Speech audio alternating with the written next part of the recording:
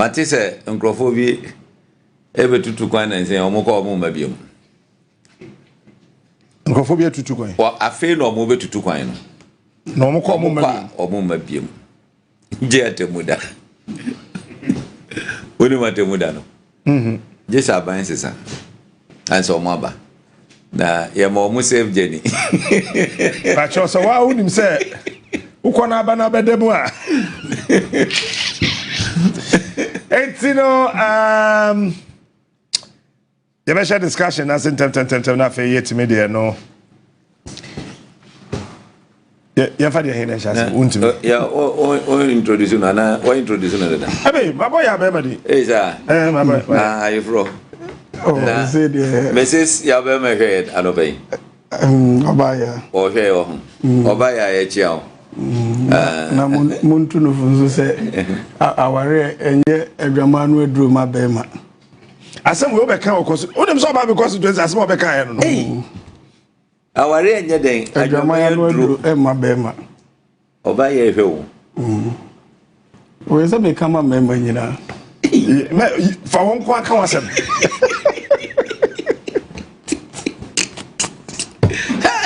Wo show. And no one knew before.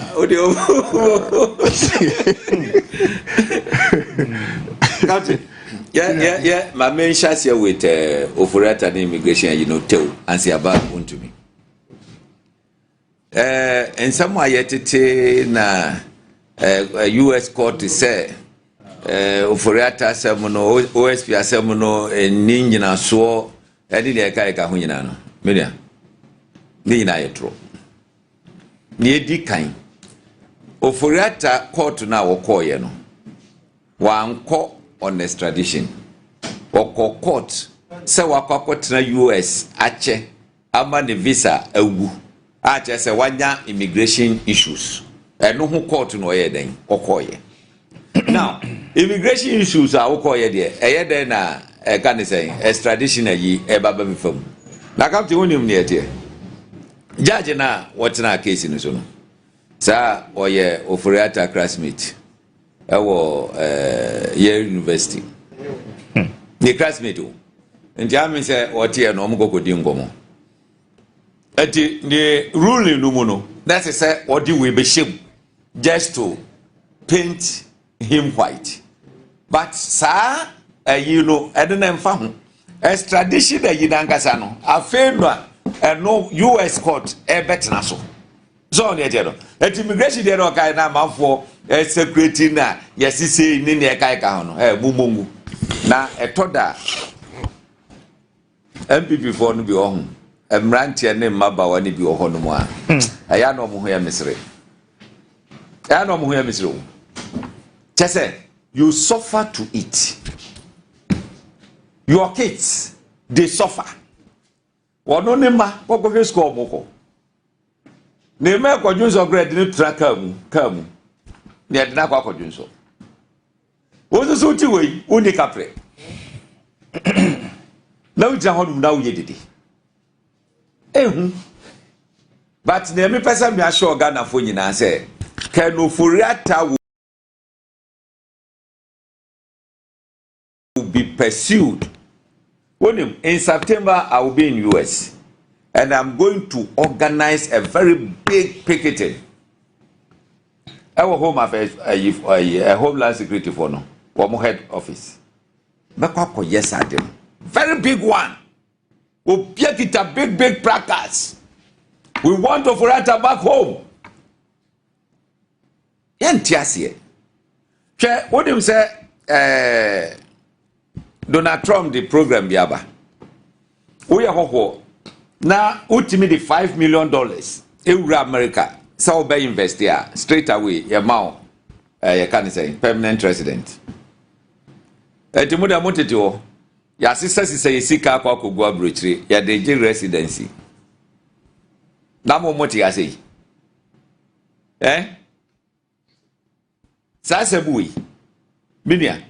Wohwe Ghana ha ye insurance ne yina kodi nipa baako ho ye gi loans e kokofa nipa baako ho ye yesei nipa baako asisa sika ni yina e de akoko America wote Ghana ha say wo sofa eti honum eti achire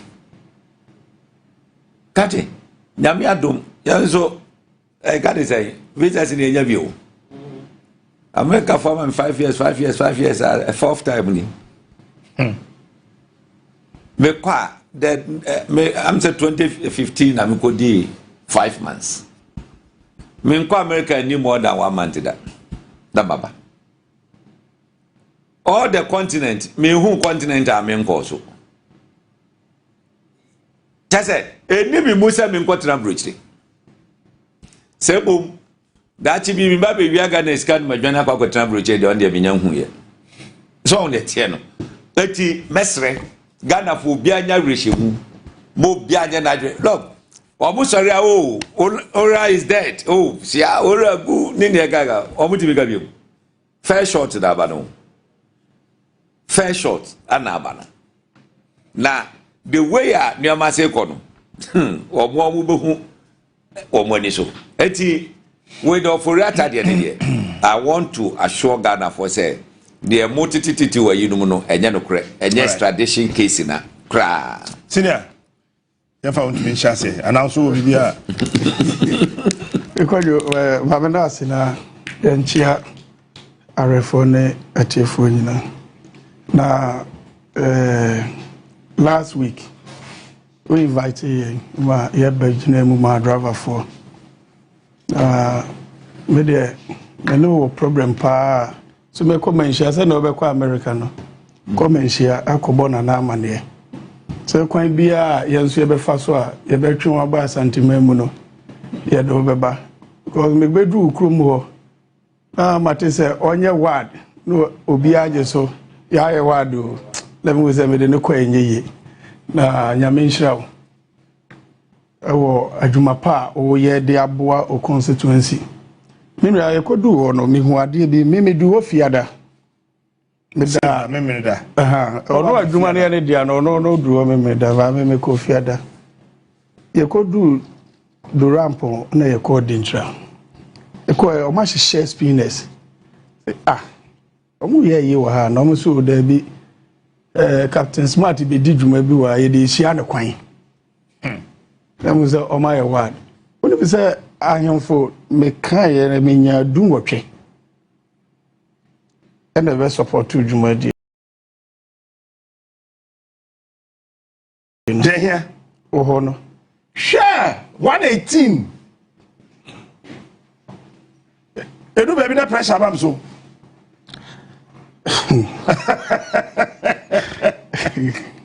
Kroba ko na dey ahemfo 18 ne bae ego mo mankasim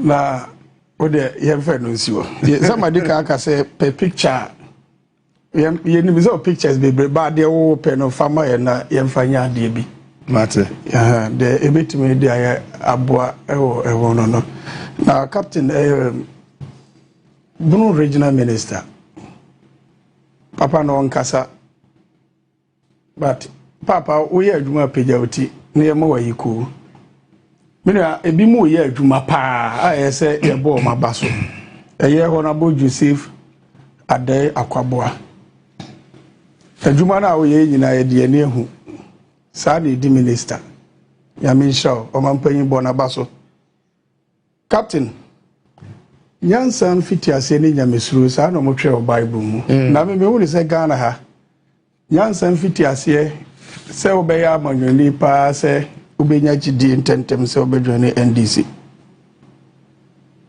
na chese onyansan fitiase no abam na denti America na sa no abai na yenti nema bi ase na waye nema bi ame ehu se na adwen mu do hwe bebre ho mkobo punum ediskako se de ma wia no mesire mu enini o ma je faawo na afe no o ma so twen no o mo de ba ndi enya me wonwa se o se ebi mu pese o mu dwane o mo pese o mu dwane ska no dodo na no mo de akọ se ye be chimi edima ko to afiase de ma me dwane na mpacho ye papa enko animu nte na bi wani nka beti kura ansa we wie papa no yo menya akwanya ko USA akomadan eda me free o ye wo meto ahafo adro ba krofrom captain me ma me adro nya akondo kono no no awo sanka meka ho nanso me kuro yi emu ya me dedodo na menya kromfo me dwane se dey eni tunu masan ba yo me beboa me achichire ye man na susu ampa se wo fa adi o man panyini wa be minister almost 8 years osi madwane me nsikro no mu a ya wo me atwa mafuru mawom ahye manimu nya ama me mu adodode ana pose be na chance o risk aso osi ni mabiem na wanya NPP communicators jubilate o social media say US immigration lawyer as a judge actually say bibia ni Ofori Atta ho na US judge not to come enti wani age o bosi meme dia me hu ni say NPP na ankasa no say e bompa ye ne nyina ye boa ne yegu no hwese wa ya chewo say sikasem bi for ho be yia no yanka so wafo yesi be yia no wo se mabo dede ame abebo dompi wurie ya na nam gato kwachia me pa cha ba bi owura aye no say producers no anko mo fa nto afidie ne so na hwe ba bi a wo na wo free ko board dompem ewo eye yoko animo ba bi a wote dan ya yi kire ye se nipa na ye se wawi awo no na ono so ni dan ni na wa busa wo se ukogina ho no wonim nyansa na wonim nyansa fa samfo nyini ni mienu to ho na busa oba a wugya na ukogina awia mu no se me no a me kokon amade se wawi ame no ha na mete de wawi ame no so ni fie ni na me kokon amade me nim nyansa na magimi na fa mfidi fo nyini ni mienu kire oba na oba ni nyi ano chese odwen ho a wonti ase ye tie ya na muka chere se ora no emfaso bi ene so bebo a e ma ye kra ye kan bi afi ya sha ase na ye busa mo ho nsem a wosi memuri amatikokum madwa intermediate mesre Ghana for se aban ye otesu ye be ma na che ndi se ye be sha ase ya ka kai no o kai se o man panyini eye campaign me kai se ogina simpie su ka se oba nanabi oba hwe na asem mu oba mpa idwo ma ba nanabi asem na ko sei ye ana onka ho hwe biem wan ka nanabi asem strategy da mo de nga botre only I can assure you strategy da mo da botre yanka ka bi ebu ana ne hwe fi bi me mo so kra ma na yedin udi yedin yes ni yedin ti onu kwa ne de yedin o new strategy da captain no kai airport se wona na wo no se wo ye bone wo anka ya nso opa echi papa ya yes we akoto Christmas tree and all your good evening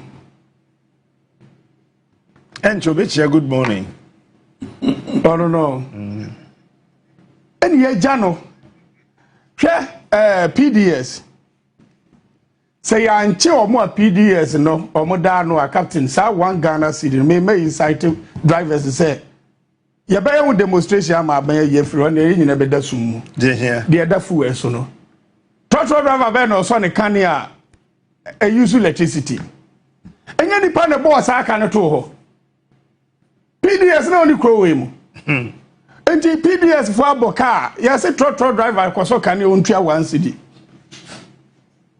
asemo ye kan we ye enti ye be kai mo contaminated fuel afred obin ana no so ahegu moving pina fuel enye nsuo de ebubu agutu am no kwa wo no mu ase be mu ba bi ade to ane to yi na 5 million liters of fuel ayira wo Ghana ha be si ne obi anwu hwe ni aka ya no atum ne yete ho there time wo mu kra de say wo ka omo say the table will turn na tama wode chikata moko jina emra no na table ntene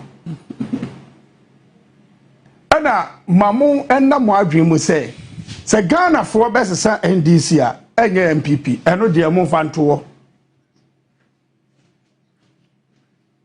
NPP na de aye mo no yenyansa ne yo de ahye Ghana for tim afa mo ho nyina so nim se ye nokre no eno na egusu a ye ka ho asem kire Ghana for no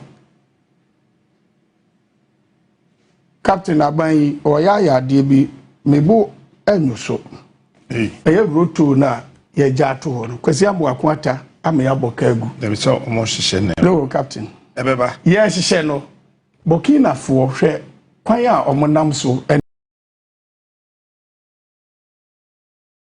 niam omo hihye when we say trotro driver no tua 1 cedi from La Paz Kotemano in and out to be no 10 cedi because you call every day you call 5 times into 5 over 5 10 cedi a day.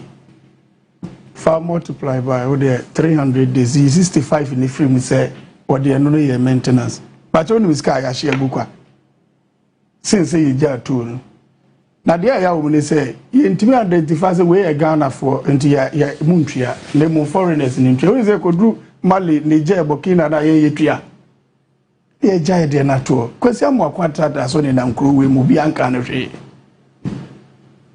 ndi ya fe kimi sra ban se ye pese mu che de Ghana for ka wo form no eno a na ye ka ho asemu ye ko wo wanti asema na mo kan ozi so nti na ye wo obi obetimi abu agomu awese sei enye sa na mo ka kire o omo sha ase to aba agomu awese ye ne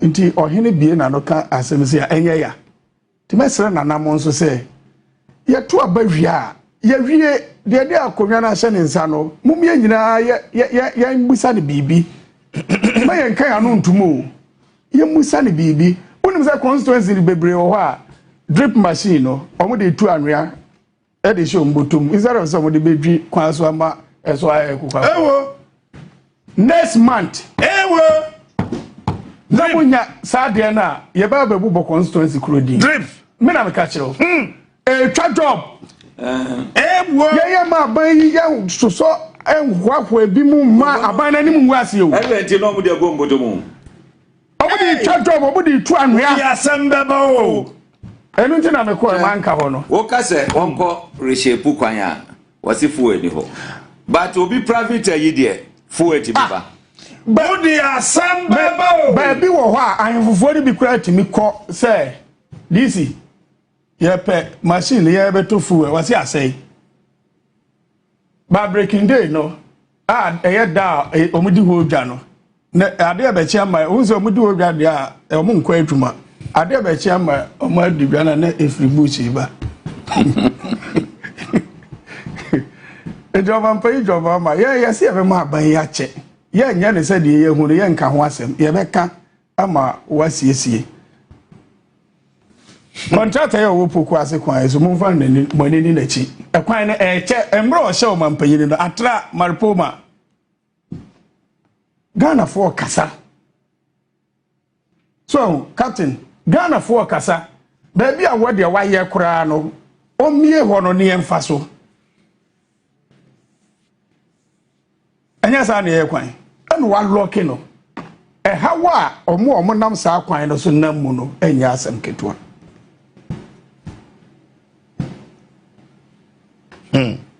na me kwadu minu ya mo nso a mo hihye nkrofo achi ye mo minister we ja sa na ntwitwa no munyai nefa akoma patai wonu ya nachi o chi atene no se ne ye ka bi se ye ne se wa ye ne sa de na ye ko ka ho asem anya kokonsa ana meboa de mo bi nso ye na ntwitwa pa epese ye ministers ni bi free o ya na ye share bo say ye ba minister say ni ebeyi na Ghana for bo mu nsem ba meboa wo kwa bo nsem bi e ka say Akufo Addo ministers ne doso na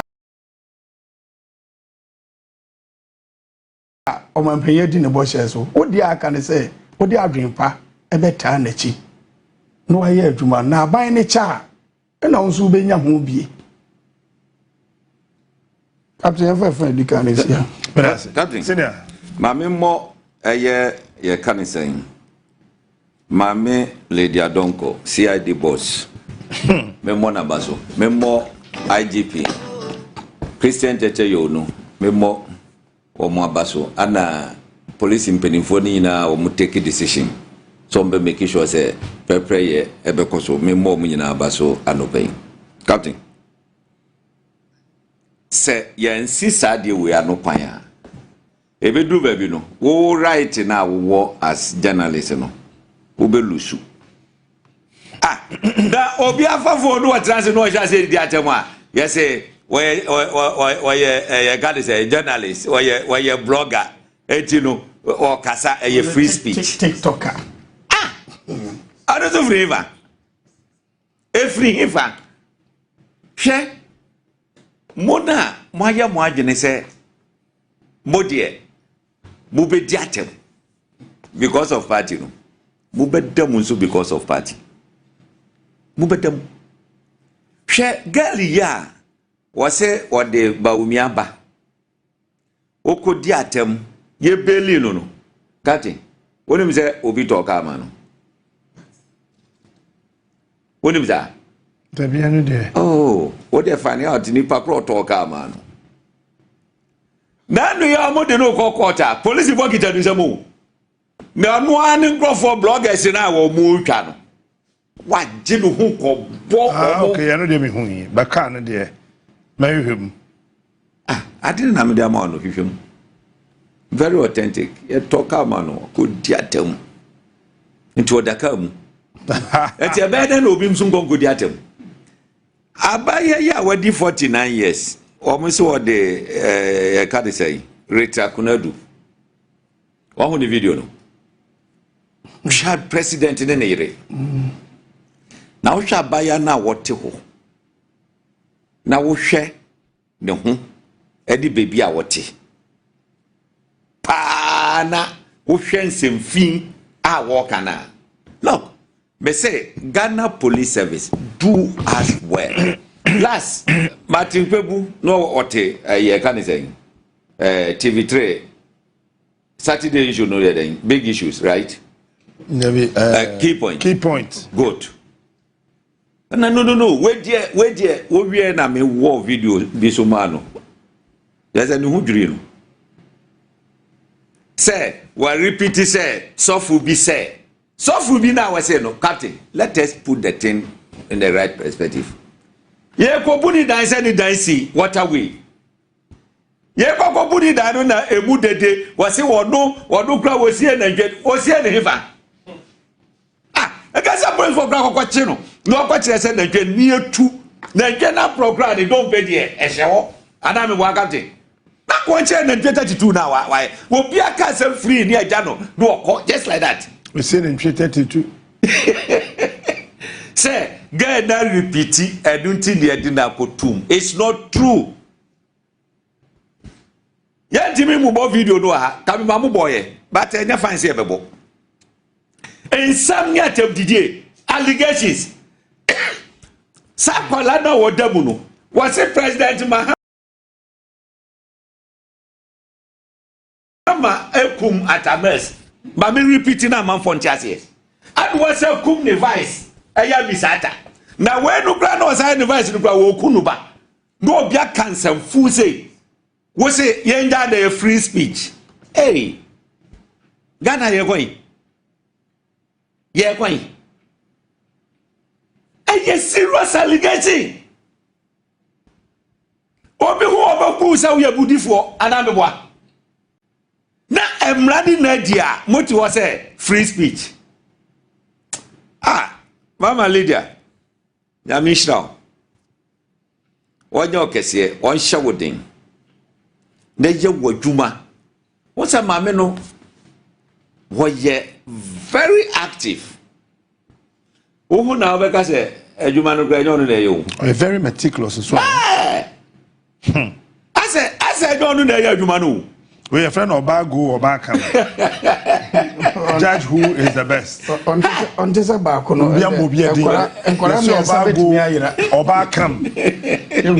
Just choose the best. That's all. Me say, well, you're my all-time favorite. All-time favorite. It's your bomb, Mabaso. Wabunjiro Muhu. Director General say you are more Ghana Police Service in Opianyre no ho no munya ne ese so moye. That Ghana yentimi koye nim. Because how do we yentimi so. Do you know what will happen? Catch him. One day wuti one say no we say oh, na see abema grade ono odwita chi na no odwitwa nkrofoti no dey say free speech. Sa asem na waka no. Obi befro ya bema taxi bi. Real. Wakato so wa wieo free wako. Ene captain Beduko bi asore a agu eya baya bi a no odi nanim asie ki kansam fa no ho. Ki kansam basa. Tati wo tinsam ni bi a wo ye church member wo be ja asore. Ya chiri nanu ya afi amanfo mo fanche no. Ghana for suban. The same girl agu fire with asore. Fire with that sorry gaba kodi pa beye near 5,000 ade. And no she akokoke. All because of sa ensemfun ensemhunu atro awo budi tu nkrofo so. Wuchi na obi wa koka say free speech in the constitution. A guarantee free speech no. Emra da ho limit bi da ho. Free speech no should be responsible. What I say? Baby, our freedom no ending no. Who no be the chassis? Obi the chassis wo ho. Etemre bia na meka se Ghana. Free speech intercepted control. Ghana ha. Obi a wo the freedom. Sa wo pese wo ton wo dia, wo betima ton. Ya be ma oni mi se dey betima ton no. Wo papa me ntra ha sisi a ho. Na me make statement be serious statement be say enka mi pia metna mi ka mo Akufo Annan enka mi pia no na police fo gina ni mu ha say ye mo mi straight says me freedom no samaton mi ana me peda me yeden mi ton ye eti aya bunja sanse muhunu no say moja mo say free speech is under attack free speech look aya na de ye mabufu eni abofno ni say NPP for na ye di na do attempt eh ye di watem no akwakofa a police for mpedinfo a omo no omo ntimi mo ho ba ya eye obi na aba bebremu no captain, it's your responsibility as a journalist here to protect the image of the sitting president. That doesn't mean say you cannot criticize him. Or ye dumana se ko ya ubetima expose nuama bia efa no ho, but the integrity image you have to protect it, because say o dent the image afa will you be proud say what took ade bisa say ofiri here ubetima ka say ofiri Ghana na it is why you say no we nyina atwam say nkrofo de Akufo Addo atem ade anchi obia ne nyina so pra ye tro ebi okra nya tem didie. Captain, how many times in your chill and Akufo Addo? 39 pe 39 pe Afa so so na 40 there be no am say captain at 40 say dey na ye tro abana na more plan say nka ye be so nya o be so ame and also beat you up na yes I dey get ye 40 you beat you am some go fi nam ni ho baako 39 nipa baako pe ye che no 39 times within 8 years 2 years na se na mi ni ha na ba na ante no ho ade de nga ho kwa yie ni a chew wo asoro de mi ya be chew so de te no hwe nkrofo a omo kasa fa Akufo Addo ho a ye chichi wo mo me ne wo ka say obi koda mu 4 years ne 4 years na so 2024 ne de no ko 4 years Samson ye ebi obepie be next year na say end of this year so to branch organizer for can say NDC Omuso wakoka dempo. Wakoka sembi fa President Akufo Addo. Ye jeli no, Godfred Odame e prosecute no. Am ya jeli no 4 years. What dance am sisi aye ka say. Oye babo ma so kokoda bu 2 weeks. Wo hwe nkofo na manase azure wa nwane amfiri grom ha. South Africa. O jari free grom ha. Eti andi bebrebe yi. Hwe Captain. May war approaching me, but this year is not the correct time. Sanse mhunu yo mudi. Me wasamba ko bi pa me de tudwa omu nyina mkwa kwhye dem. But me pese me de tudwa etimi nya effect. Etimi kanene. No munja sanse mhunu na omudie no. Wonim se ye ka sei chama wuntu mi gina Accra High Court. I'm Asante the call. O gina Accra High Court. No forest to say. Omo de reference a one prison e na no pay. E de na ba Accra High Court. Na the cases in there. So mo ka so mo prosecute no pa dia or cases verse 6. Which my bro 500 years. Verse 6. How mo be prosecute no. Ena mi bi say okay. Say numerous forest is here fane no guilty. Say first one there. Yase na nyo no ankasa de tu galamsey no. Na mom what the right ama obi a woni kwan say ode ma no. E no na di na ko 20 years no. Numerous forest there.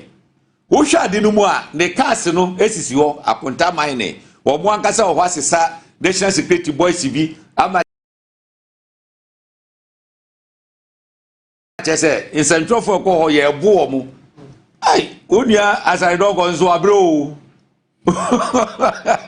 ye bu omu enti enu say no a chese wo ye involve no ebe kwese ada so mu dis asem no wie na so mu ka so mu ma judgment a wo mu be ka say and start after expiration of this one and running concurrent so the judge in the demand here, we shall get 40 years. Different 20 years, courts, 20 years. Charges. I know say, and run it pepe. Eti, or run away 20, or run away 20. Eti, yes, I'm going to pay no.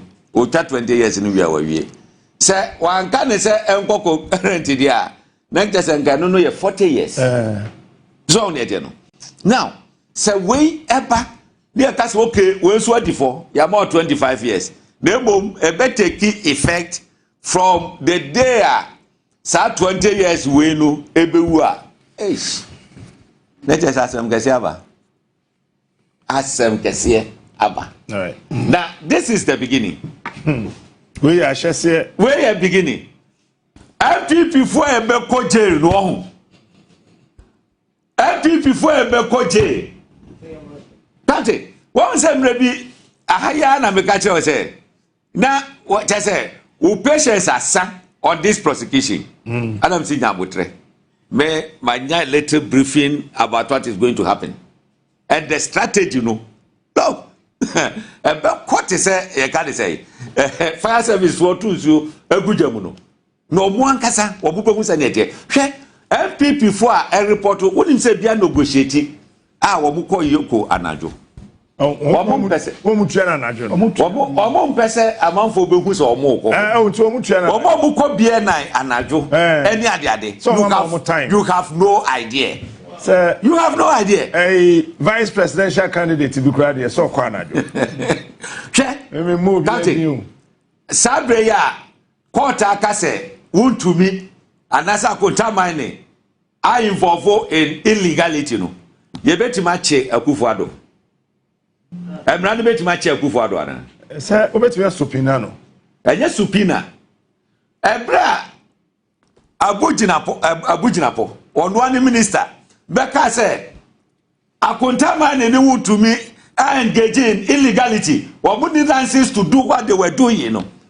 President Akufo Addo say Ghana Bar Association say carry Bishop Conference, one of them. Carry Bishop Conference. I'm not sorry. What can you ya? Mr. President, before I sit down, let me touch on this issue. I want to state that Aponta mining is not. What emphasizing here is not involved in any illegality. Hey, President, who minister or no share wechi or share BBR report to a man say I didn't hear illegal was in that. And the court to say illegal. Say bit my question. Captain. And I just see a frame ready. I didn't. Because Obetumi catch us as the president, he thrives on national security. Who minister now or no more information about that particular minister? No. National security will not have the in-depth information more than. Obeka was a national security architecture. Onka say coordinator, no one coordinator no. Or say the architecture and the man information.